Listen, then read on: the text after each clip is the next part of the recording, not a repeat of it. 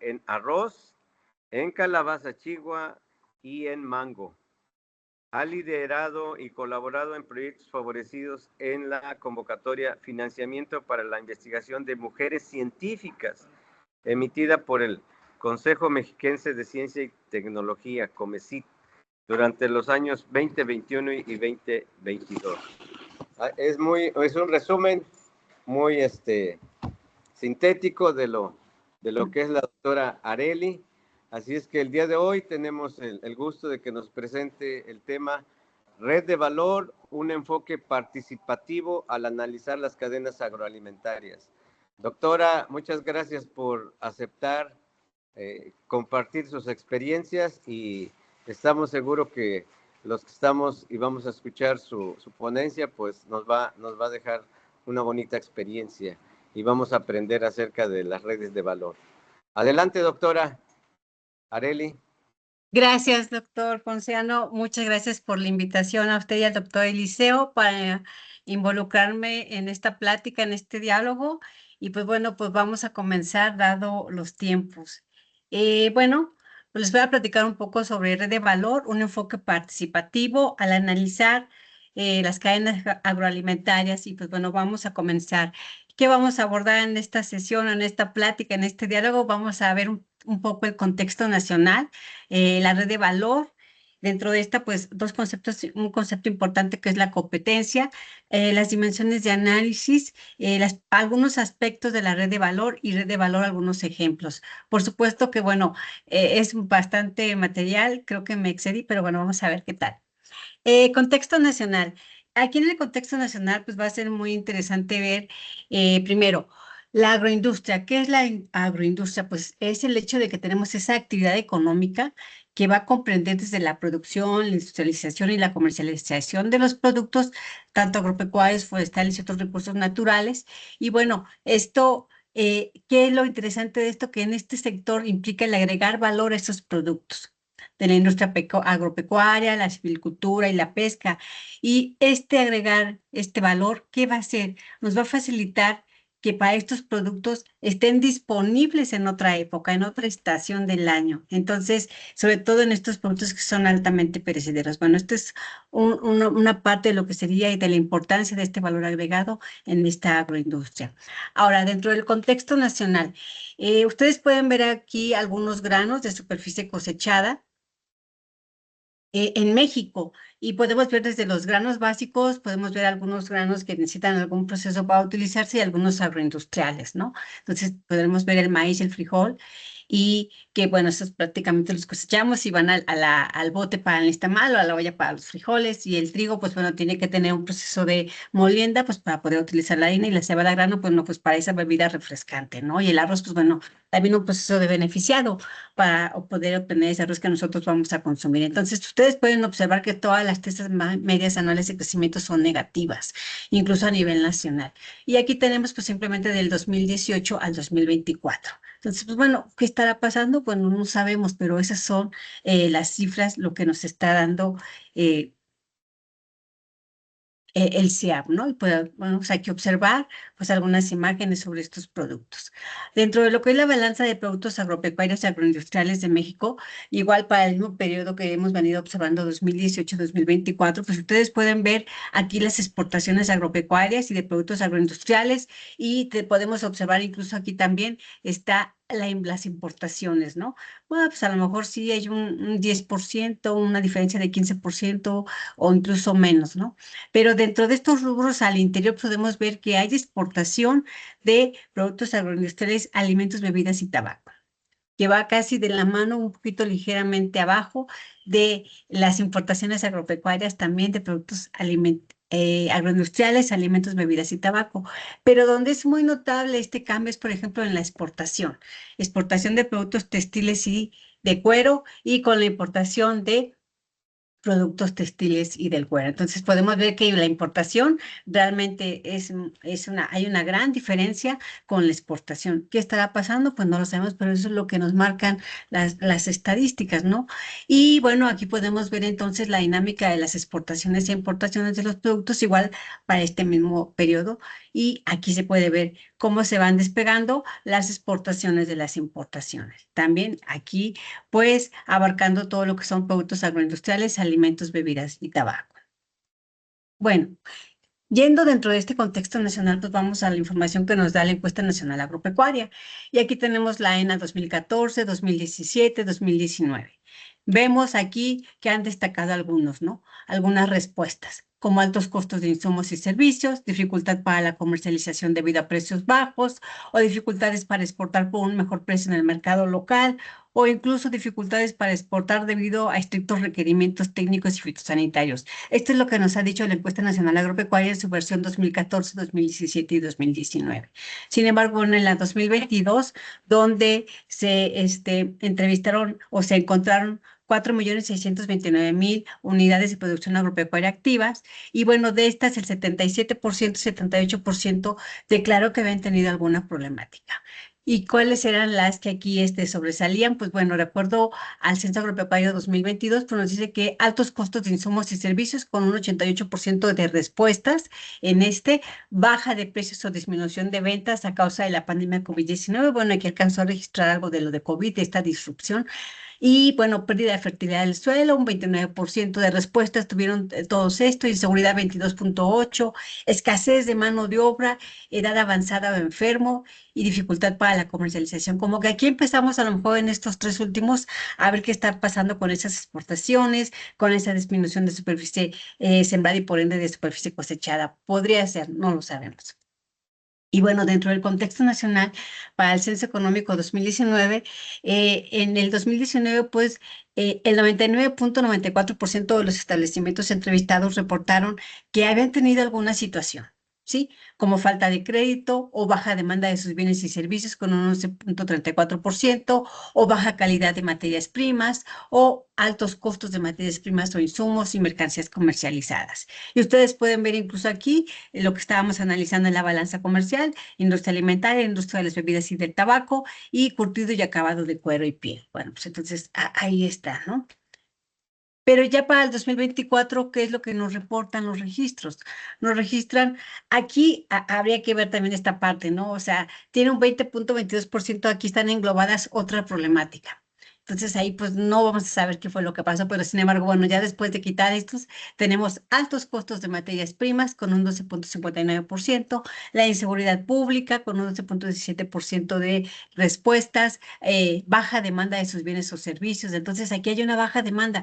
¿Qué está pasando con esa baja demanda? ¿Por qué es? ¿Qué le está faltando ahí? Y por supuesto, altos gastos en pagos de servicios, la competencia desleal, altos impuestos y competencia de negocios informales. Y bueno, aquí tenemos corrupción y podemos seguir diciendo lo demás. Pero bueno, entonces aquí como que empezamos a ver a lo mejor algunas leves explicaciones o a qué podría estar sucediendo lo que ya estamos viendo, ¿no? Entonces, bueno. Sigamos entonces, dentro de esto ya vimos la balanza, ya vimos la encuesta nacional agropecuaria, el censo agropecuario, y después ya vimos el censo económico 2019 y 2024. Una problemática ahí muy similar, y esto es lo que nos refleja a nivel general. Pues bueno, todos estos lo que necesitan, y todos los que están en una actividad productiva, pues necesitan tener esa competitividad, ¿no? ¿Y qué va a ser esta competitividad? Pues va a ser esa capacidad dinámica, constante movimiento, que tiene una cadena agroalimentaria localizada espacialmente, y esta capacidad dinámica es para mantener, ampliar y mejorar de manera continua y sostenida su participación en el mercado. Este mercado puede ser tanto nacional como internacional, y esto es a través de la producción, distribución y subventa de bienes y servicios. Por supuesto, esto es, siempre estamos diciendo, en el lugar y tiempo, pero también en la forma solicitada. ¿Sí? Entonces, buscando como fin último, pues el beneficio de la sociedad. Entonces, esta, por supuesto, es una definición de competitividad de acuerdo al ICA 1999, pero también sabemos que al interior de cada lugar, de cada país, pues hay estas características que contribuyen a elevar esa competitividad. Y bueno, pues aquí tenemos, por ejemplo, México, dependiendo de cómo lo estemos viendo, pero en mi caso es en la pantalla del lado inferior izquierdo, donde se puede percibir el mapa de México, el índice de competitividad estatal, y ahí tenemos los niveles de competitividad, ¿no? Entonces, pues, bueno, ciertas características que van a contribuir. Y bueno, eso fue todo lo que veíamos hasta contexto el contexto nacional y veíamos también entonces qué es lo que se destaca dado ciertos eventos económicos de los que nos han dado ya información. Y bueno, pues entonces ahora vamos a entrar a esta parte que es la red de valor. Entonces, ¿qué es esta red de valor? Pues la definición tal cual es esa forma de organización de un sistema productivo especializado en una actividad en común. Y va a estar caracterizado por esa concentración territorial de sus actores económicos y de otras instituciones, con el desarrollo de vínculos de naturaleza económica y no económica, y que van a contribuir a la creación de la riqueza tanto de sus miembros como de su territorio. Entonces, bueno, es una organización de un sistema productivo, concentración territorial, hay vínculos de naturaleza económica y no económica, y bueno, van a contribuir a esa creación de riqueza. Pero también la red de valor que nos va a permitir identificar a los actores de la red, nos va a permitir visualizar cómo interactúan de manera formal o informal y también cómo contribuyen estos a fortalecer o a debilitar la red de valor dependiendo en qué está, en qué lado estén, de qué lado estén. Y bueno, pues aquí tenemos entonces nuevamente la red de valor, el esquema y bueno. La empresa tractora o los productores que van al centro son los que le van a dar ese dinamismo, es sobre los que vamos a construir esta red de valor. Y los clientes, quienes son que están en el eje vertical, van a ser todos los individuos o empresas que van a comprar el producto que está ofreciendo la empresa tractora. Y los proveedores van a ser, por supuesto, los actores o instituciones que proporcionan todo lo necesario para esa producción. Ahora, los complementadores son las organizaciones e instituciones que con sus acciones hacen que el cliente valore más el producto que genera la empresa tractora. Entonces, como vamos a ir viendo este complementador, pues va a jugar un papel muy importante, al igual que, bueno, el competidor va a ser toda la organización o institución que con sus acciones hacen que el cliente valore menos el producto que genera esta empresa tractora. Entonces, estos serían los actores involucrados alrededor de la empresa tractora en una red de valor. Bueno, entonces ya estábamos mencionando que tenemos el eje vertical con los clientes y los proveedores. Ambos son socios en la creación de valor, pero también la relación es tan importante con el proveedor como lo es con el cliente. ¿Sí? Aquí hay un flujo de esa parte monetaria. Entonces, pues bueno, ahí tenemos a nuestros clientes, aquí tenemos a nuestros proveedores, siempre esa buena relación, esa buena comunicación tanto con uno como con otro. Y bueno, entonces, ahora, complementos y competidor. Complementador, perdón, y competidor. Entonces, aquí el complementador lo estamos viendo en el eje horizontal. La acción del complementador va a hacer que los clientes valoren más los productos de la empresa tractora o de estos productores. Y la acción del competidor va a hacer que los clientes valoren menos a los productos de la empresa.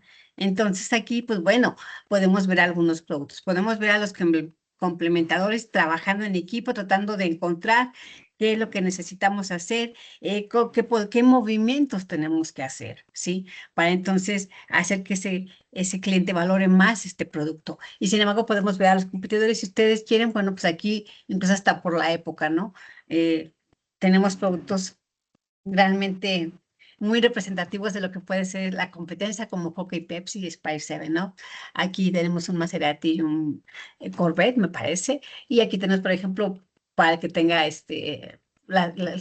todos sabemos de juguetes, bueno, aquí está la muñeca y aquí está la clásica Barbie y la otra no me acuerdo cómo se llama, bueno, creo que no todos sabemos de juguetes, pero bueno, ahí está. Entonces, esa es la clásica competidores, ¿no? No sé que tenga Coca, que sepa mejor que Pepsi, bueno, ahí va a depender del paladar, cosas subjetivas, bueno, ahí va, por ahí va. Entonces, pues bueno, los actores en la red de valor agrícola, pecuaria, agroindustrial, pues aquí es muy importante el papel del complementador. Es vital, ya que va a impulsar la competitividad de estas empresas, de este producto, de esta empresa tractora. Y las personas van a desempeñar muchos papeles en el juego de los negocios. Un actor, un papel o un actor y vaya, qué papel está desempeñando. Entonces aquí podemos ver algunas imágenes que a lo largo del país pues han sido los logos de algunas instituciones que han actuado como complementadores. Y bueno, aquí podemos ver también un universo de personas o sea, cada quien desempeña un rol en esta red de valor, ¿sí? Ahora, Respecto a la red de valor, pues bueno, aquí es simplemente destacar que pues la agroindustria, los productores determinan la dinámica de toda la red. En este caso, pues por ejemplo, me ha tocado trabajar con beneficios de arroz, productores de arroz, o bueno, he visto otros trabajos sobre ganadería a doble propósito, o ahorita con lo de ganadería regenerativa, entonces pues bueno. Ahora, algo muy importante es que la posición en la red va a representar solamente un papel que alguien desempeña. Y un mismo actor, ya llámese actor, jugador, participante, puede hacer varios papeles. ¿Sí? Entonces, eso también es, y lo vamos a ir viendo ahorita con algunos ejemplos.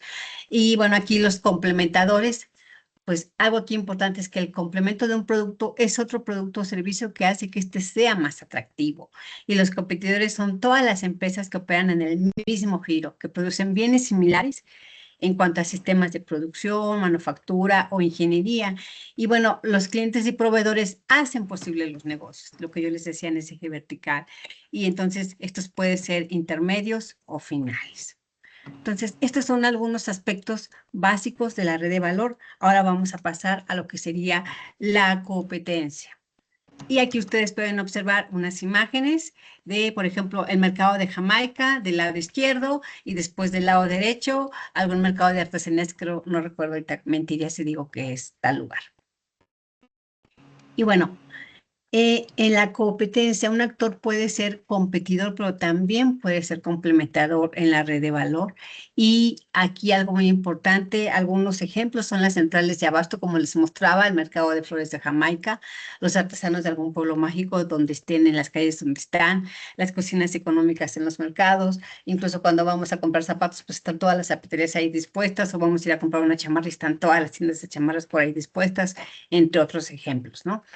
Y bueno, ¿qué es lo que hace este conglomerado, esta aglomeración o estar ahí juntos? Bueno, estos competidores o estos complementadores, eh, estos actores, al estar juntos, están generando información de precio, están generando información de calidad y también están mostrando esa diversidad de productos con los que cuentan. Entonces, están situados juntos, sí, ya sea en la central de abasto, como artesanos del pueblo mágico, en la plaza, pero aunque están situados juntos, son competidores por el mercado, pero también son complemento para crear dicho mercado. Entonces, nosotros ahí estamos encontrando información, precio, calidad, diversidad, ¿sí?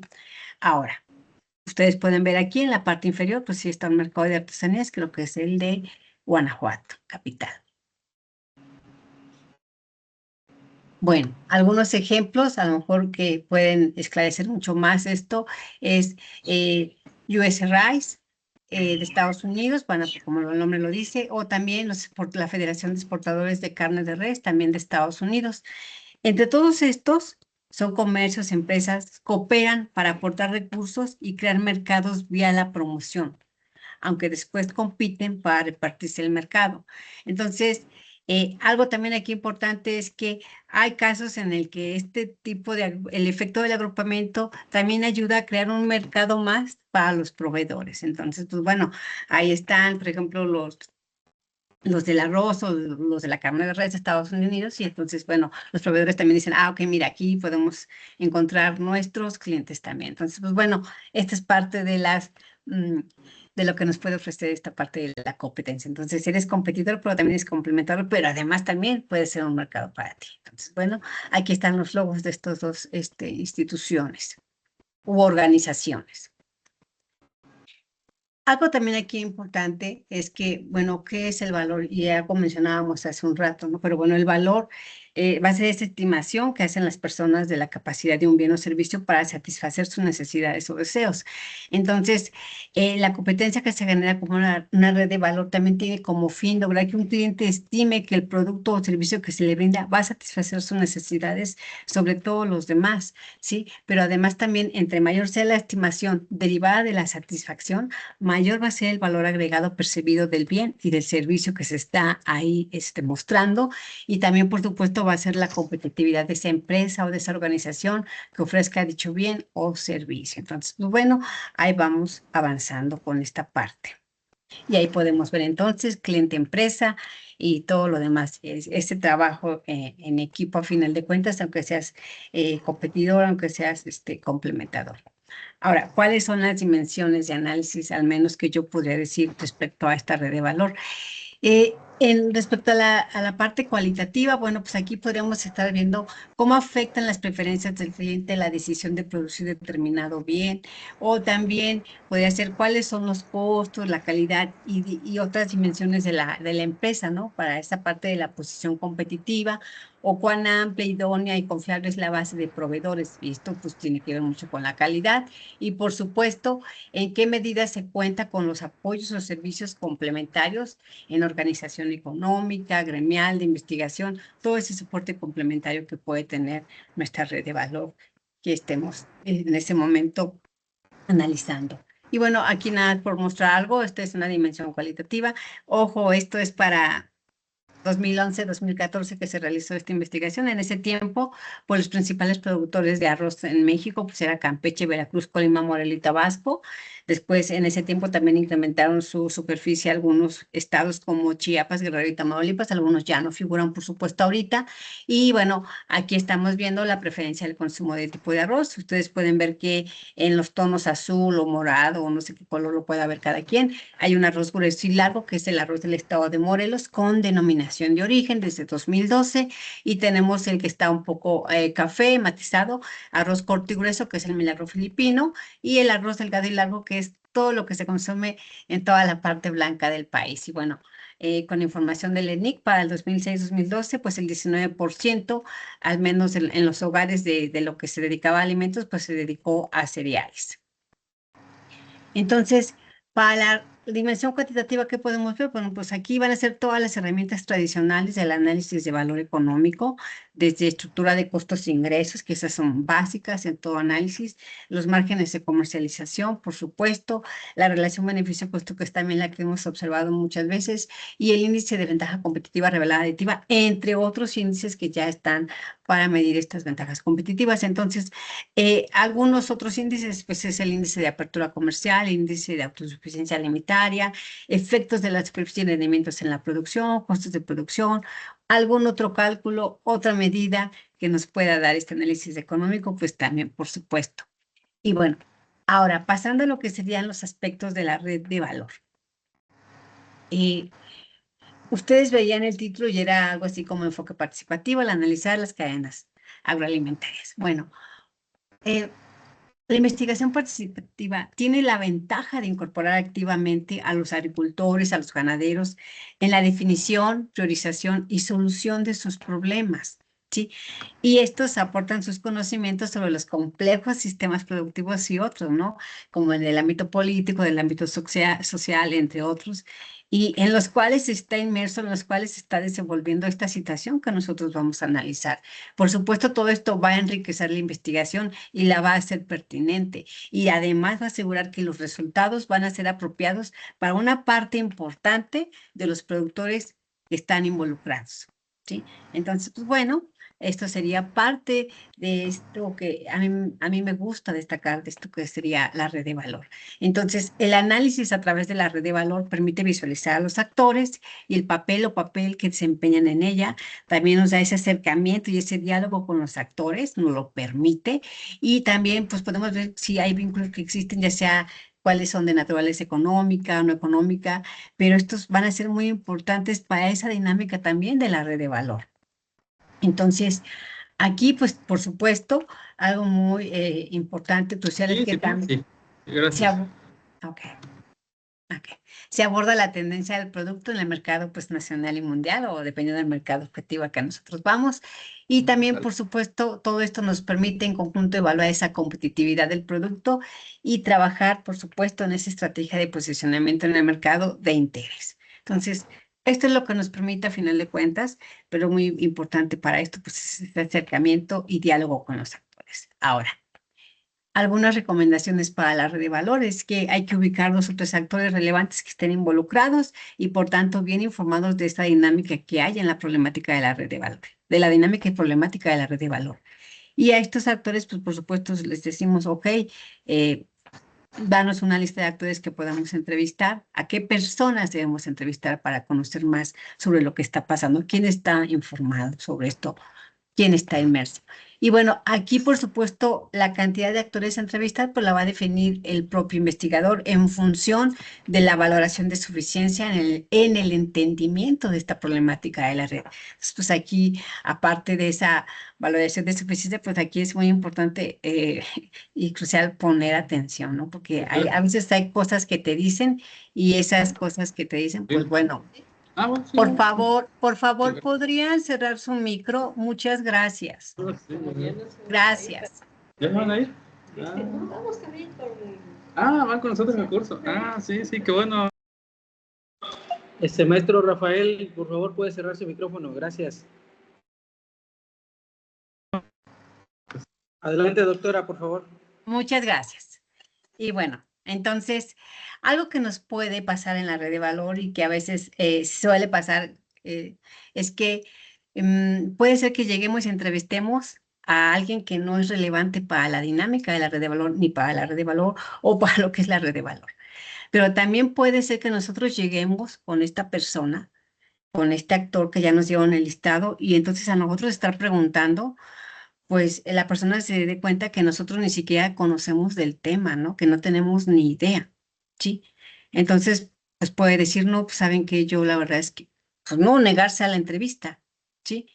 O simplemente puede pasar también incluso que a veces nos da pena o pues algo natural, que a veces no tenemos esa habilidad para establecer diálogo, pero que en realidad el diálogo se va estableciendo cuando tienes un poco de conocimiento o conoces el tema. Ahí se va generando, simplemente sabes algo y de ahí se va desenredando la madeja, ¿no? Ahora aquí también es importante, bueno, si puede ser que la persona o sea, no nos quiera dar la plática, pues entonces, o no quiera platicar con nosotros sobre la información que nosotros requerimos, pues entonces aquí hay que decirle a alguien, ¿no? Que nos acompañe, alguien que sea reconocido en esa comunidad, en esa localidad, en ese grupo de personas. Y si no, pues bueno, si realmente por mucho que tratamos de investigar, no logramos obtener información suficiente para poder nosotros estar preparados o empapados, pues entonces hay que dejar esa entrevista para el final, ya que hemos pasado como por 4, 5, 6, 8, 10, no sé cuántos hayamos entrevistado, y que entonces nosotros ya tenemos bastante información acerca de la red de valor. Entonces es en ese momento cuando decimos, bueno, ahora sí voy por este eh, actor para hacer la entrevista. Entonces, bueno, ahí también hay que ver nosotros cómo nos sentimos, cómo andamos de información, si la podemos hacer ahorita o primero necesitamos conocer de alguien más para entonces poder ir con esta persona. Y créanme que eso pues es realmente, el hecho de aquí es pues ser sinceros, ¿no? Con uno. Yo recuerdo que en Campeche, en algún momento, ahí fue sin querer, realmente después me di cuenta de eso, dejamos a un productor de mango hasta el final. Más bien él nos fue prorrogando la entrevista, y ya cuando llegamos con él, no, ya traíamos un resto de información y hasta nos dio más información de la que ni nos esperábamos, ¿no? Pero bueno, ahí fue sin querer. Pero sí, cuando no conocemos mucho del tema, entonces hay que dejar la entrevista hasta el final, hasta que ya nos hemos empapado después de haber pasado con otros más actores de la red. Ahora, también puede ser que nosotros no identificamos a los actores clave de la red de valor, y con el listado que nos dieron buenos, entonces también puede pasar que los actores desconfíen y entonces no quieran colaborar con nosotros y entonces no hay diálogo. También puede pasar que haya una falta de sensibilidad al entrevistar, que a lo mejor nos tocó entrevistar a un lado pues no sé, de una cierta situación, construcción, a lo mejor no es muy cómoda y estamos ahí con una cara que no decimos nada, pero la cara lo muestra todo, ¿no? Y ojo también aquí, lo que yo les decía, a lo mejor va muy de la mano con lo que yo les decía de que eh, si no estamos empapados del tema, si no conocemos mucho porque no encontramos información, pero ojo, no confundir con desconocimiento del tema, porque nosotros por eso generamos un diálogo, pero además también tenemos un método científico que nos rige. Entonces, ¿esto a qué nos lleva? Hay que recordar que cuando nosotros comenzamos a comprender, a averiguar, a enterarnos sobre la situación, a investigar, nosotros necesitamos conocer datos cuantitativos, y aquí voy a decir algunas variables, digo algunas, dependiendo del producto, ¿no? Producción, comercio, mermas, inventarios, no lo sé. También necesitamos saber qué es lo que ha pasado en los últimos al menos 10 años en información cuantitativa, qué es lo último que ha pasado en los últimos 10 años en información documental, y aquí va desde periódicos, no sé, no sé. Y también lo que se ha realizado en esa área de atención específicamente, y se consulta lo que está publicado, este famosísimo estado del arte, estos artículos científicos. y se consultan bases de datos, tanto nacionales como internacionales, dependiendo del producto. Aquí nada más por mencionar algunas, ¿no? FAO, CIAB, CIABI, que bueno, ya no funciona como tal, INEGI y Banco Mundial. Bueno, entonces toda esta información va a generar un conocimiento previo sobre la investigación, ¿sí? Y nos va a apoyar para hacer las entrevistas, pero también para plasmar en papel el estado actual en el que se encuentra lo que nosotros vamos a investigar. Entonces, pues bueno, es importante entonces, al hacer el planteamiento del problema, que es con lo que nosotros empezamos, también ubicarlo en ese contexto socioeconómico, en ese contexto político y en ese contexto histórico. Entonces, toda esta información, pues, por supuesto, nos suma para ir muy bien armados a esas entrevistas de red de valor.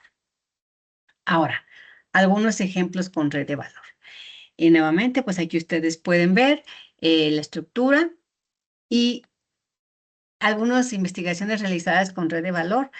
Pues, en arroz, calabaza, chihuahua y mango, ya lo decía el doctor Ponciano en un inicio. Y pues bueno, estas son algunas estas son las publicaciones. Aquí pues se ha participado en la red de valor. Estas son las en las que estoy como primer autor, ¿no? Ya se ha participado en otras, pero pues aquí en estas son 2016, 2018, 2020, en las que se ha participado como primer autor.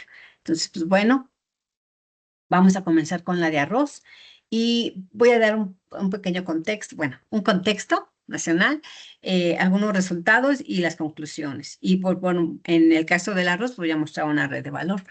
Y bueno, aquí en este momento, pues bueno, esto fue parte de la tesis doctoral y era perspectivas de la producción de arroz oriza sativa en México. Ustedes pueden observar dos imágenes, por supuesto, del lado izquierdo tenemos un arrozal que está limitando con ya un asentamiento urbano, ¿sí? Ya ni siquiera es rural, esto ya es urbano. Y del lado derecho, pues ustedes pueden ver el abordado y la inundación de estos bordos, de estas melgas para trasplantar el arroz con denominación de origen del arroz del estado de Morelos. Y bueno, recordar, esto es para 2011-2014. En ese momento los principales estados productores pues eran Campeche, Veracruz, Colima, Morelos y Tabasco. Esta ya la habíamos visto en un inicio.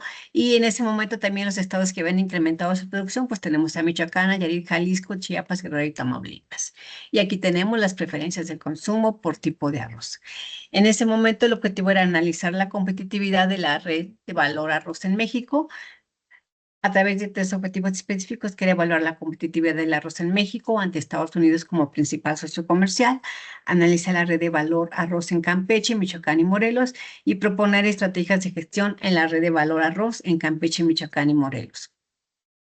Algunas características de la producción que encontramos derivado de esto, de este trabajo de campo, pues fue, para empezar, en Morelos, ¿no?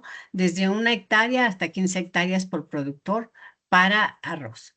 Sí, lo que cultivaban. En Michoacán de 30 a 60 y sin embargo en Campeche era de 20 a 1000 hectáreas. El rendimiento, por supuesto, en Morelos era de 10 toneladas. Esto es para 2011, 2015. El rendimiento para Michoacán de 8 y de Campeche para 5. Las variedades, bueno, para Morelos simplemente las permitidas por la denominación de origen, Morelos A92, Morelos A98 y Morelos A2010. Y para Campeche, bueno, Milagro Filipino, tanto para Michoacán, pero además en Campeche también algunas variedades de grano largo. El tipo de arroz, como ya veíamos incluso en las preferencias, Michoacán mediano grueso, Morelos largo grueso y Campeche mediano grueso y largo delgado. Algo aquí muy importante en el paquete tecnológico, si bien es cierto que en los tres estados con su experiencia y las recomendaciones de INIFAP, ellos lo forman. También es cierto que, por ejemplo, en Morelos, dado que allí está el ingenio, pues sustituían el fertilizante del que les daban del ingenio. Entonces, aquí la aportación nacional para ese tiempo, 19% Campeche, 16% Michoacán y 7% Morelos. Esta era parte de los resultados que se encontraron. Y aquí está una red de valor, al menos para Morelos. En ese tiempo estaban 4 beneficios funcionando en el estado de Morelos, y que eran los arroceros de la región sur, arroceros del oriente, arroceros Florinda y arroceros de Morelos. Y bueno, Esos eran la empresa tractora, estaban al centro. Los clientes eran comercializadoras nacionales, centrales de abasto en el centro occidente del país, que es donde se consume este arroz grueso y largo. Los proveedores pues eran productores arroceros de los municipios indicados en la denominación de origen del arroz del estado de Morelos. Y bueno, aquí algunas bancas, Banco del Bajío, Sofom Eco y Patrimonial ENR. Complementadores, bueno, aquí tenemos el Sistema Producto Nacional Arroz, el Consejo Mexicano del Arroz, COFUPRO, INIFAP con el Centro Experimental Zacatepec, Zagarpa, Cedagro, perdón, IPN, Colpos, UACH, VM y Universidad de La Salle. Y por los competidores, pues aquí está IPACPA con Corporación Alimentaria del Campo, Chetino, Grupo Patrón y US Rice. Entonces, bueno, esta es la red de valor de Arroz Morelos con información de campo de 2011-2013. Esto fue publicado en 2016. Ahora, ¿cuáles son las conclusiones? Aquí hay que recordar que aquí se analizaron 3 estados, que fue Morelos, Michoacán y Campeche, y aquí nos dice que, bueno, la integración de los diferentes componentes de la red de valor fortalece la permanencia en la producción al favorecer la comunicación y, por tanto, conocer la tendencia del mercado. Caso del estado de Morelos. Clave para el éxito de las agroindustrias arroceras y productoras y productores del país, pues es la actualización constante de los paquetes tecnológicos en cada región por las instituciones de investigación correspondientes. En el caso del arroz, trayendo disminución en costos de producción, para todos los cultivos también, por supuesto, donde hay esta actualización, pero también mejor manejo post cosecha y por ende mayor rendimiento de entero en molino. Esto es muy importante cuando se está cosechando el arroz.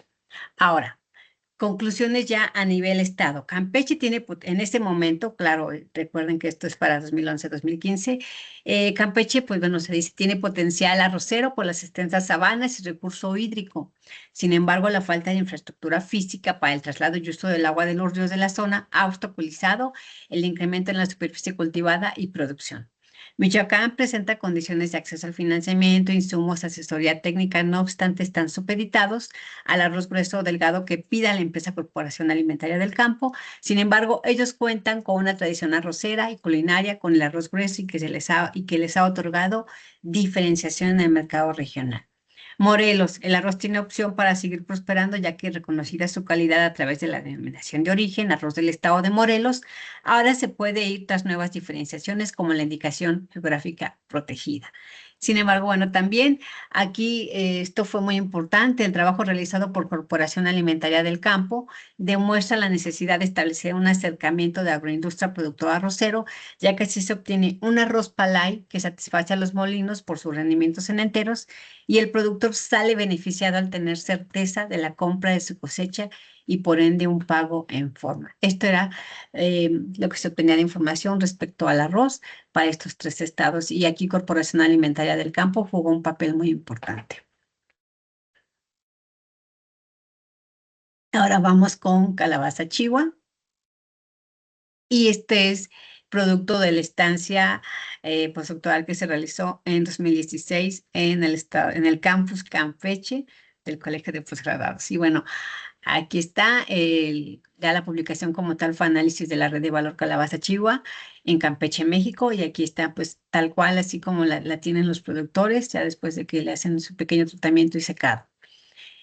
Un poco del contexto nacional, bueno, la calabaza chihuahua pues predomina su cultivo en 4 estados, que es Guerrero, Tabasco, Campeche y Zacatecas. Sin embargo, ustedes pueden ver aquí cómo de 2009 a 2014 pues destacó Campeche, ¿no? Y esta es información hasta el 2014-2015. Ahora, entonces, Campeche pues ha tenido una superficie o tuvo una superficie cosechada por medio de 6.500 hectáreas y un promedio nacional de 31.200. Y esto es con información de SEA para 2016. Aquí hay un corredor, hay municipios productores, Candelaria, Escárcega, Campeche y Champotón, pero dentro de Champotón también hay otro corredor de productores de calabaza chihuahua. Entonces, realmente Champotón se ha mantenido o se había mantenido hasta ese momento con una producción constante. Y pues bueno, la calabaza chihuahua a nivel estado solo estaba después del maíz grano, la caña de azúcar. Recordar que aquí hay ingenios, el ingenio La Joya en Champotón y el sorgo grano, y después está la calabaza chihuahua. Entonces, el objetivo de esta investigación pues, fue analizar la red de valor Calabaza Chihua, conocer quiénes integran su estructura, identificar su problemática para coadyuvar a mejorar los ingresos de los productores y proponer estrategias para su posicionamiento en el mercado regional y nacional. Y bueno, ¿qué fue lo que fuimos encontrando aquí? Que la calabaza chihua en el estado de Campeche es un cultivo que actualmente se produce como monocultivo. Estoy hablando a como lo encontré, ¿de acuerdo? Y en otros estados del país, pues también se ha encontrado que ya no se cultiva en asociación con maíz como en épocas pasadas. Y en Santo Domingo que este estudio pues se realizó con productores de Santo Domingo que y Hall, que están en el corredor de Champotón, que producen semilla de calabaza chihua. Y en Santo Domingo que con el cultivo de calabaza chihua, encontramos que los productores tienen más que una rotación, una serie de cultivos en relevo. Esto quiere decir que al cosechar la chihua, después se sigue con el maíz, se continúa con el cacahuate, después frijol y jamaica. Un total de 5 cultivos de abril a diciembre del año en curso y por supuesto esto ya está documentado. Se encargaron de documentarlo el doctor Jaime Bautista y entonces ya también está esto. Se quedó en ese momento así y ellos siguieron con la investigación afortunadamente. Y bueno, algunos aspectos de lo que fue la red de valor. Aquí les decía, están dos comunidades, Santo Domingo que esté en Champotón y Hol Champotón. Prácticamente aquí destacar que bueno, el productor selecciona su semilla de la cosecha anterior y aquí hay pues hay complementadores, INIFAP, Colegio de Posgraduados, Campus Campeche, Instituto Tecnológico de Chiná, pero bueno, ahí en ese momento apenas empezaba a darse esto, ¿no? Y bueno, aquí muy importante es que los clientes pues iban de los estados de Yucatán y Puebla, e incluso de otros lugares. Resultados y discusión. Bueno, es un cultivo rentable a pesar de que los productores no siguen recomendaciones técnicas. Aquí es muy importante decir que, por ejemplo, sí había un paquete tecnológico, pero los productores no lo conocían, simplemente estaba en la institución que lo había generado. Y bueno, el hecho de que es un cultivo rentable lo hace elegible a nivel estatal para impulsar su competitividad regional y nacional por las diversas instituciones de Campeche. Y bueno, hay demanda por la semilla de calabaza chihua de intermediarios que van desde Puebla, Nuevo León y Estado de México, ya que es materia prima y nos dicen aquí, imprescindible para la elaboración de pastas de mole verde o pipián. Esto era parte de los resultados y discusión. Ahora, el desconocimiento de una tecnología de producción, pues sí, por supuesto, incide directamente en la productividad de un cultivo y en los costos de producción, porque tú ya le andas teniendo que aplicar y cómo aplicar, lo que va a afectar, por supuesto, al primer eslabón de la cadena productiva. Y una tecnología de producción que va a permitir, pues va a permitir el manejo integrado de los factores determinantes de la producción para lograr incrementar la calidad, el rendimiento y la rentabilidad de la actividad agrícola. Entonces, bueno, esto era parte de esos resultados y de esa discusión. Y las conclusiones entonces, pues fue que con la ausencia de organización de los productores de semilla de calabaza chihua en Campeche, su inserción en el mercado es nula, ya que es el intermediario quien conoce el mercado y posee la información sobre este. Entonces, por tanto, se pierde el interés en encontrar usos alternativos a la semilla o formas de agregar valor y lograr una colocación en el mercado que beneficie en sus ingresos al productor. Con la red de valor Calabaza Chihua se observa una incipiente integración de los actores que participan en el proceso de producción de la semilla. Sin embargo, esta tiene un gran potencial económico y productivo en Campeche. Esto fue lo que en su momento se encontró y pues bueno, esto se publicó en 2018. Mango. Aquí respecto al mango, pues lo que tenemos igual, algo de contexto nacional, para ese tiempo, que también esto fue el segundo producto que se trabajó en esa estancia postdoctoral en 2016, pues para ese tiempo, con información del 2020 de FAO, pues decía que México era el principal exportador de mango en el mercado internacional. Y de 2016 a 2015, Campeche había ocupado el 10º lugar nacional en producción promedio de mango, con 35.994 toneladas, con un rendimiento de 14.1 toneladas, superior al promedio nacional y muy similar a la producción por hectárea del estado de Guerrero. Ahora también las principales variedades que se cultivan o que en ese momento estaban presentes en el estado de Campeche, pues eran Tommy Atkins, Manila y mango criollo. Y de hecho aquí destacaba el mango criollo de Palizá y decían que bueno, habría que buscarle ahí algo porque era un mango pues muy rico, ¿no? Bueno, Aquí en la red de valor, pues aquí tenemos dos redes de valor. Tenemos una para el sector privado y tenemos una para el sector social. Y aquí hay unas peculiaridades muy interesantes, ¿no? Porque los clientes del sector privado, pues eran compradores de centrales de abastos de la Ciudad de México, Walmart de Tabasco y Jalisco, así como la empresa Freshport de Michoacán, ¿sí?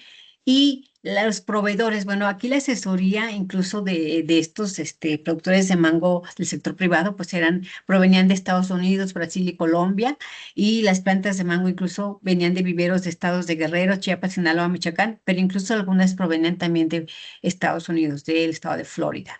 Y bueno, ellos, por supuesto, las casas de agroquímicos a las que ellos acudían, pues eran de Campeche e incluso algunas ubicadas en Mérida, en el estado de Yucatán.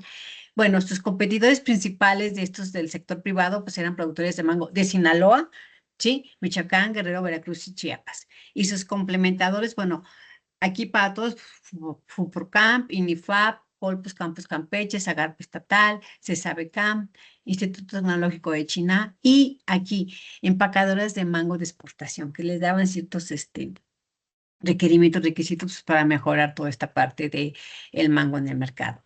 Ahora, en el sector social, aquí que tenemos, pues bueno, que los clientes eran compradores de Campeche, Yucatán y Quintana Roo, pues para satisfacer esta demanda de la fruta en fresco de los turistas. Los proveedores eran las casas de agroquímicos de Campeche y las plantas eran de viveros de Campeche. Los competidores eran productores de mango de Veracruz, Oaxaca, Guerrero y Chiapas, que era donde iban para satisfacer esta demanda para los turistas. Y los complementadores, pues bueno, los mismos, pero aquí nada más también el sistema Producto Mango en Campeche. Entonces, ¿qué se encontró de conclusiones? Bueno, aquí fue algo muy interesante porque, pues bueno, este era un proyecto que traía trabajando el campus Campeche, y bueno, ¿qué fue lo que se encontró? Que la producción de mango en Campeche se realiza en dos sistemas de producción, como ya lo vimos, son muy contrastantes, llevados a cabo por productores sociales y del sector privado, con escasos vínculos entre ellos, entre los sectores y en los procesos agronómicos y de comercialización, y comprenden redes de valor diferenciadas con desafíos particulares y definen cómo los enfrentarán con sus propios medios. Aquí es muy importante generar tecnologías de producción adecuadas para los cultivares de mango más importantes, dependiendo de su origen monoembriónico o poliembriónico, que aprovechen la humedad, la lluvia y el tipo de suelo local. Y bueno, aquí había algo con la densidad, y bueno, aquí se dice que no se han establecido huertos comerciales de mango de alta densidad en Campeche, ya que tanto los productores del sector social como los del sector privado aún no están convencidos de esta tecnología. Los del sector social están dispuestos a trabajar con huertos de densidad media, que son 278 plantas por hectárea, mientras que los del sector privado no consideran esta tecnología como una alternativa para el cultivo de mango en el estado. Ellos la consideraban, en su caso, en ese momento, para el limón persa, y entonces incluso estaban haciendo hasta conversión de huertas.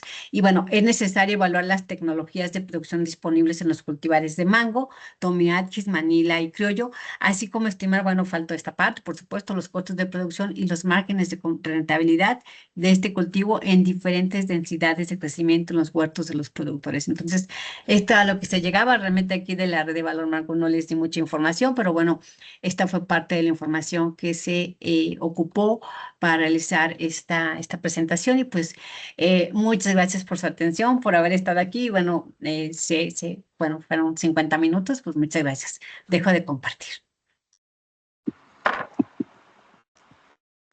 Muchas gracias, doctora Arely. Realmente 3 casos interesantes de tu experiencia, ¿no? De sí. arroz en 3 estados, calabaza chigua, mango y ahora estamos con ganadería regenerativa y otras cuestiones, ¿no? Realmente ahí vamos avanzando. ¿Tendrán alguna pregunta, jóvenes? ¿Alguien quiere levantar la mano? Con gusto. ¿O quieran aportar algo? ¿Algún Germán Ortiz Palomeque, tú que quieres trabajar en redes de valor, puedes opinar, puedes preguntar? Acuérdense que estamos entre amigos.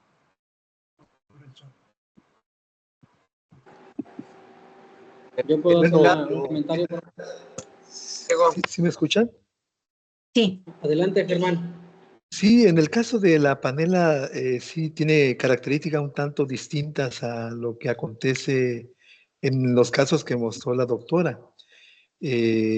porque buena parte de los tapiches son artesanales y de dimensiones, digamos, de pequeña escala, aunque hay por ahí, pues, digamos, un 5% de tapiches de mediana y gran escala, pero en la mayoría de los casos son tapiches en pequeña escala artesanales. Habría que considerar eso, ¿no? Porque sí tiene es delicado el tema, no como la dinámica que ella mostró, ¿verdad? Que incluso de exportación, aunque pudiera haber alguno que exporte, pero me parece muy interesante lo que mostró y claro que nos ilustra sobremanera, ¿verdad? Para ir trazando la ruta para hacer este trabajo que además es motivante, ¿no? Motivante lo que se hace. Gracias, ¿eh? Gracias. Ahí, pues, pues conocemos casos que valdría la pena documentar, doctora Areli. Sí, Hay sí. uno aquí en rumbo a Huatusco que se llama,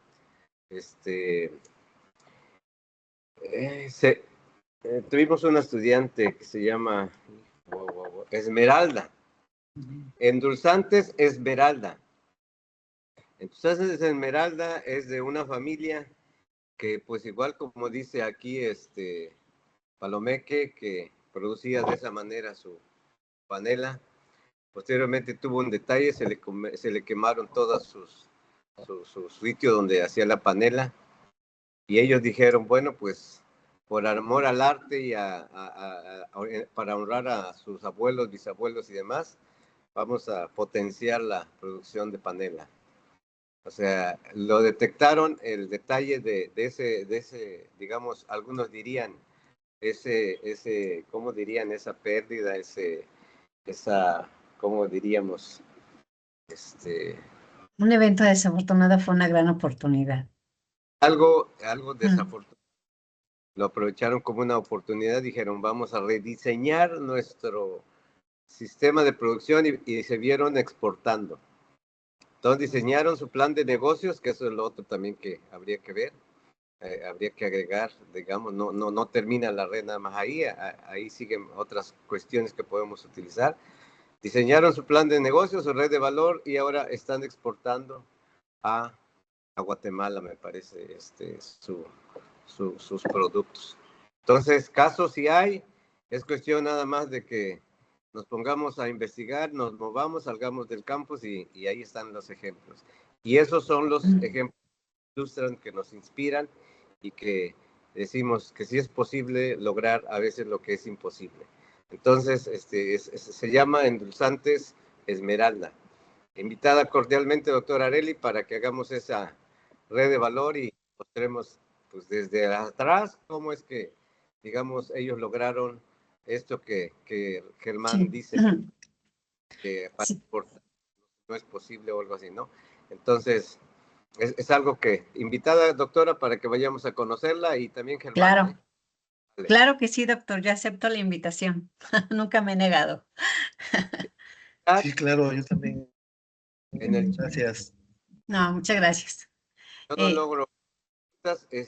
Tú, Diego, ¿puedes ver las preguntas del chat? Diego, ¿quieres opinar? Sí, pues primeramente aquí agradecerle a la doctora Areli por regalarnos esta charla tan interesante, tan bien explicada. Yo creo que siempre una muestra de su capacidad, de su entrega hacia estas temáticas y hacia el agro mexicano. Y pues bueno, doctora, yo creo que tocaste un tema muy interesante que fue la parte social, la parte de esta interacción de los vínculos que tenemos entre una red de valor y sus diferentes actores, pero también desde el punto de vista de nosotros como estudiantes o investigadores, que sí necesitamos ir como que también bien alineados, bien contextualizados, como bien decías, y sobre todo empáticos con ellos, porque al final vamos a enterarnos de esta dinámica de trabajo. Y bueno, con base a tu experiencia, a mí me gustaría que nos regalaras algunos tips que tú has utilizado y para mis compañeros y para tu servidor, que te hayan servido muchísimo para generar esta empatía con ellos, ¿no? Obviamente dijiste algunos puntos muy importantes, ¿no? Que decías que hay que ir preparados ahora sí que bien informados para que se vea la parte de nuestro interés hacia ellos y no que nada más ellos se interesen en nosotros. Entonces, no sé si nos podrías compartir un poquito esto y agradezco mucho lo que nos has regalado el día de hoy. Muchas gracias, Diego. La verdad es que creo que esa parte ya, no lo puedo, tal vez lo pueda decir, ya se da natural, ¿no? Pero sí lo que es muy importante es empaparnos de información. Sí hago mucha énfasis en eso, realmente sí lo destaco. Hay que empaparnos de la información y incluso hay que buscar, si no, si de esa información no hay algo publicado, pues entonces vámonos a los periódicos, vámonos a las notas, hay que empaparnos de información. Ahora, sí es muy importante cuando llegas tú con la persona, se va generando el diálogo y a veces ni siquiera es del producto, a veces es de otra cosa X, pero también ahí es esa parte de ir rompiendo el hielo, ¿no? Lo famosísimo. Y créanme que es tan importante esa cultura general que a veces uno pueda tener, que es lo que a veces te va a ayudar también a involucrarte. Además del conocimiento del tema, digo, desde un partido de fútbol hasta no sé qué, y entonces ya empiezas a irte, ¿no? Sobre el tema. Pero aquí también es entonces, bueno, ¿y ustedes qué han hecho? O sea, no, o sea, yo quiero escucharlos, ustedes díganme qué han hecho. O sea, por ejemplo, yo vi que pasó esto en tal año y entonces ya te dicen, ah, no, no, lo que pasa es que fue por esto y te empiezan a decir, pero tú les vas involucrando, que se sientan parte de. Yo creo que es esa parte, yo creo que natural, nata, a lo mejor que tenemos cada quien al irnos involucrando, pero créanme que también se puede ir desarrollando. El hecho es empezar. El hecho es empezar una vez. Yo siempre he dicho eso, que nos den la oportunidad de hacerlo una vez y ya nos vamos, nos vamos, nos vamos. Y por supuesto conocer el lugar, conocer del tema. Yo alguna vez platicaba con Diego y le decía, Diego, pues es que yo necesito ir a conocer el lugar. Le decía, yo necesito ir a conocer para yo tener idea de qué, cómo está y entonces sobre eso empezar. Ahora es muy importante que pongamos atención en todo lo que nos dicen, porque por ejemplo, yo me acuerdo cuando andaba haciendo lo de mango, vaya, perdón que sea yo, y entonces empezó a saltar esa parte de que la vegetación exuberante y que entonces no era conveniente, que porque en realidad no había producción, sino solamente vegetación exuberante en Campeche. Y entonces ya después saltó lo de monoembriónico y poliembriónico. Y entonces empezamos a ver cuál es la relación técnica de esto, ¿no? Y empiezas a investigar. Digo, a lo mejor yo no soy fitotecnista, pero soy ingeniero agrónomo especialista en economía agrícola. Entonces me empiezo a involucrar también. O sea, tampoco es de que vayas cuadrado, ah, yo soy de economía agrícola y solamente es esto. No, empiezas a ver y extender, extender. Y entonces a conocer sobre ese tema. Ahorita, por ejemplo, había una pregunta en el chat que decía que si México era autosuficiente ahorita en mango. La verdad es que ahorita, a lo mejor ahorita no podría contestar esa pregunta, porque no tengo la información, ¿sí? En este momento no la tengo porque ya se publicó y después me dediqué a hacer otras cosas, pero ahorita no tengo conocimiento a lo mejor del mango, ¿no? Y ahí pues diría, no lo sé. Pero que figuró durante ese periodo hasta 2020 como uno de los principales exportadores de mango y que Campeche ocupó el 10º lugar a nivel nacional, pues sí es cierto eso. Y que, por ejemplo, recuerdo también que en Palizada había un mango que tenía un buen sabor y que incluso se estaba buscando una identificación geográfica para ese mango de Palizada. Bueno, pues también ahí es otra cuestión. Pero bueno, es el hecho, es el involucrarse y sentirte parte de, o sea, tratar de involucrarte con los actores, empezar esa plática. Y para ustedes, créanme que incluso se lo voy a decir así, a lo mejor hasta para los chicos es más fácil, ¿no? Es más fácil que incluso para una mujer, porque a veces llegas y lo que están haciendo es calarte para ver si eres tan buena para caminar y llegar al vivero de café que está en la punta del cerro, ¿no? Y resulta que sí llegas y todo, pero bueno, es involucrarse, es simplemente involucrarse y decir, sí, sí, y nada más. Pero por supuesto sí conocer del tema, llevar esos tres contextos, porque siempre tenemos oportunidad de hacerlo. No es válido que digamos, no es cierto, no había de dónde sacar información, no, siempre hay. Es lo que podría decir en realidad, Diego. Gracias. Muchas gracias, doctor. Yo recuerdo que de Calabaza, Chihuahua, pues, ¿qué sabías cuando fuiste a Campeche, no? ¿Y qué conocíamos en Campeche si eras tú de Texcoco y yo iba de Veracruz, no? Pero Exacto. y sobre todo te apoyaste en actores locales, ¿no? Y Sí, lograste percibir dos comunidades, ¿verdad? Diferentes al andar ahí sí. en campo. Sería interesante que nos comentaras brevemente por qué en ese estudio de Calabaza, Chihuahua, pues estudiaste dos comunidades. Uno, que era una de puros campechanos como tal, que era Sijochac,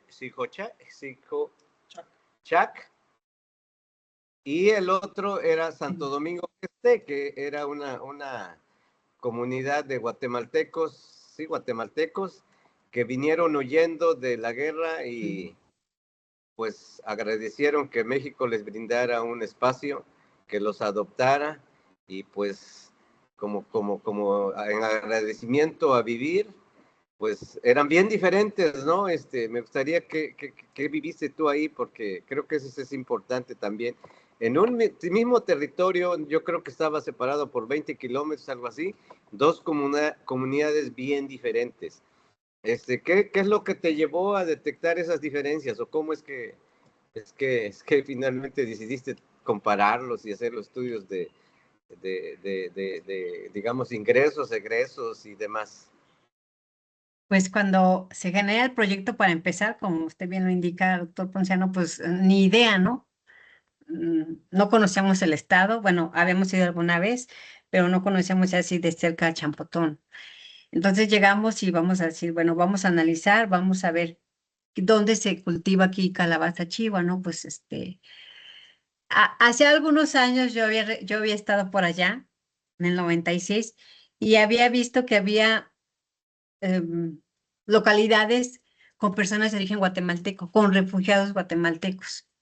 Y entonces cuando regreso, pues bueno, se vuelve a dar esta idea de que había relación, más bien era porque los que destacaban a nivel semilla de calabaza chihuahua eran los de Santo Domingo que esté. Y entre esos también estaban los de Hall, que fue con los que terminamos trabajando. Pero los de Santo Domingo que esté eran incluso los que yo les platicaba, que pasan por 5 cultivos en 9 meses. La calabaza chihuahua tiene la peculiaridad de que con un costalito de 20 kilos o menos, te capitalizas. Te capitalizas para tu ciclo agrícola que sigue, ¿sale? Te permite y sacar algunas cosas. O sea, es muy bien pagado el kilo de semilla de calabaza chihuahua. Entonces, ellos simplemente hacían eso y con eso se capitalizaban y seguían. Eh, Eran muy eficientes en el uso de los recursos. Incluso ellos, su paquete tecnológico se iban guiando, a pesar de que había un paquete tecnológico, pero ellos no lo tenían a la mano, porque la institución no se los había proporcionado. Ellos se guiaban con lo de la sandía. Las dos son plantas rastreras, entonces ellos iban aplicando dosis similares a lo que hacían con la sandía y la calabaza chihuahua. Y los de Hall los imitaban. Ellos nada más imitaban, ellos veían lo que ellos hacían y por supuesto a veces chicle y pegaba, ¿no? A veces pues no les iba un poco mal. Pero fue eso, fue ver la eficiencia, primero, que destacaban en la producción en ese corredor de Champotón, de semilla de calabaza chihuahua, y bueno, también era el otro hecho de que accedieron a platicar con nosotros. La verdad es que tuvimos muy buen apoyo del comisariado ejidal de ahí, incluso para hacer las entrevistas, en alguna foto se ve que ya está oscuro y estamos ahí con ellos y ellos nos están dando la información. Y en Hall incluso fue hasta complicado, los tuvimos que citar, pero así como que sí estaban un poco más impacientes, ¿no?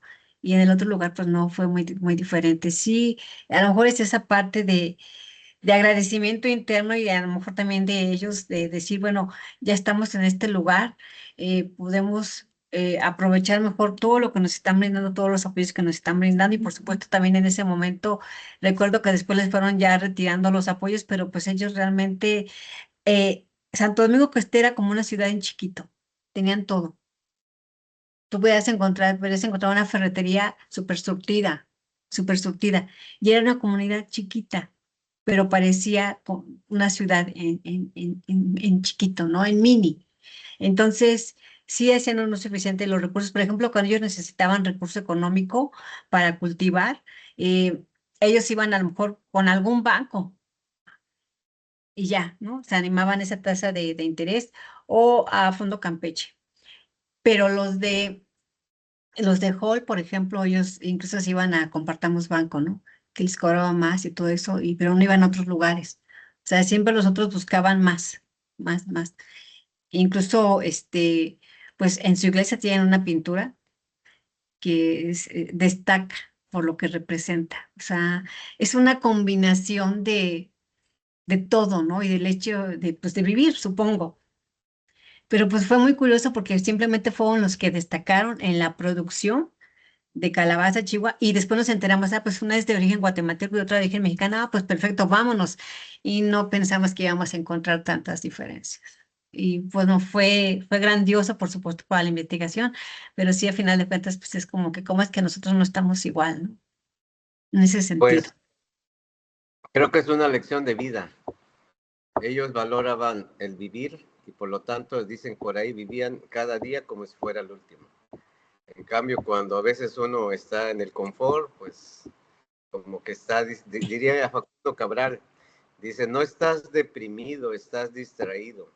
Entonces, en cambio, los de Hall estaban, pero bien activos y entonces por eso lograban sacar, ¿cuántos? 5 cultivos, 6 cultivos. Santo Y el Domingo Costé, 5 cultivos, sí. Y el secretario, que era el doctor Everardo Aceves Navarro, que es fundador del Campus Campeche, los admiraba, entonces las visitas eran a esos productores. ¿Por qué? Porque destacaban. Entonces, Sí. muy bonitas experiencias. No sé si alguien más tenga algún comentario, ya son 2:13, vamos a dar oportunidad a otra pregunta, si es que lo desean. Rafael, ¿algún día alguien quiere hacer una pregunta para ya cerrar? No, doctor, gracias. Yo nada más darle las gracias a la doctora Belvi del Rocío por tan interesante plática. Y pues bueno, también yo fui la persona que preguntó sobre la autosuficiencia en la producción Sí. de mango, doctora. Saludos. Gracias. Muy interesante todo lo que trabaja y gracias por compartirlo con nosotros. De mi parte, pues es todo, doctor. Gracias. Gracias. Bueno, si ya no hay más participaciones, la idea de esto de compartir este seminario es porque pues, nos han enseñado a producir y producimos y producimos y producimos y invertimos y después dicen por ahí que no sabemos vender. Inclusive no sabemos venderlos ni nosotros mismos. Entonces, cuando es así, pues por eso estamos como estamos. En cambio, con esta red de valor, cuando detectas tus clientes, pues ya sabes a quién va dirigido, ya sabes sus requisitos, ya tienes convenios con ellos, así es que tu producto, la venta está asegurado. Y más cuando se practica con la competencia, o sea, cuando hay organización. O sea, mientras estemos cada quien por su lado, pues difícilmente vamos a avanzar de manera individual, ¿no? Pero si nos agrupamos, si nos asociamos, si colaboramos, si cooperamos y en su momento competimos, que esa es la competencia, pues dirían por ahí, todos ganan. Lo interesante de la red de valores es ganar, ganar. Y ganar, ganar, ¿quiénes? Todos los actores. Así es que ese reto es una metodología que nos ha gustado mucho. Yo me enamoré de esa metodología después de que no sabía nada de redes de valor y ahora pues andamos ahí trabajando en esos temas, pero obviamente apoyados por personas que saben como la doctora Areli, como las personas del CISTAM y otras personas más. Muchas gracias, doctora. Le voy a dar la palabra aquí al doctor Eliseo que va a cerrar el seminario. Adelante, doctor Eliseo. Muchas gracias, doctora. Nos vemos pronto por allá. Claro ¿Vale? que sí, gracias, doctor. Sí, muchas gracias. Doctora, pues muchísimas gracias por su excelente charla y esta experiencia que nos comparte tan valiosa, vivencial realmente con 3 proyectos que desarrolló, entiendo, en su postdoctorado, y seguramente se abrirán puertas para nuevos proyectos. Yo trabajo frutales, pero más cuestiones técnicas, como dice el doctor, y creo que converger con personas interesadas en los otros aspectos de la comercialización, de la asociación, enriquece demasiado la temática, ¿no? Y Sí. creo por ahí me surge una idea cuando presentó la experiencia esta de mango en Campeche, Campeche es una partecita de la producción de mango a nivel nacional. Entonces, analizar la red de mango a nivel nacional, ¿no? Allá con los fuertes que son los de Emex, el mango para exportación, pero está todo el mango para mercado nacional.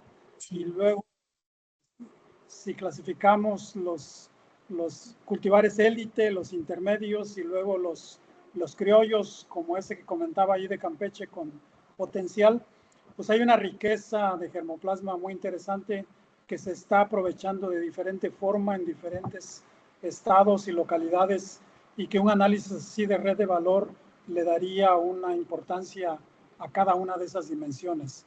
Entonces, sí, a lo mejor por ahí podemos desarrollar algún proyecto conjunto en futuro, no solo conmigo, sino seguramente los asistentes al seminario están con ideas también frescas y propuestas que surgirán. Entonces, le agradecemos nuevamente su disposición y colaboración para con el Colegio de Posgraduados Campus Veracruz, o colegio en general. Sí. Le haremos llegar su constancia de manera electrónica y después a través del doctor Ponciano de manera física, ¿no? Muchísimas gracias y nos mantenemos en comunicación con usted, doctora. Muchas gracias, doctor Eliseo. Muchas gracias, doctor Ponciano. Gracias por la invitación. Y pues sí, abierta a colaborar, por supuesto, y podemos hacer muchas cosas. Nos vemos en 15 días con un seminario de una egresada del campus que es brillante también y que está trabajando en cuestiones de producción no de cultivos, sino de así como que de hierbas, de hierbas aromáticas y demás, y la cuestión de certificación orgánica. Entonces es una estudiante brillante, entonces en el campus y egresada. Entonces lo esperamos dentro de 15 días. Esperemos que nos acompañes, doctora, para a lo mejor igual podemos analizar esa red de valor que está muy interesante. ¿Dale? Claro que sí, sí. Muchas gracias. Gracias a todos y buenas tardes. Buenas tardes. Hasta luego.